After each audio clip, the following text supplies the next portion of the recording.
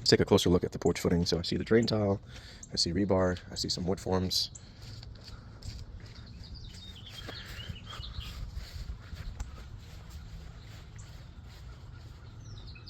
And the electrical is done.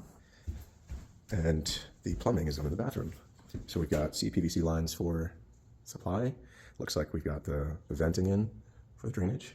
This is for the toilet. This is for the shower. The sink is over there. There's the mixing valve for the shower. So we're making a lot of good progress here.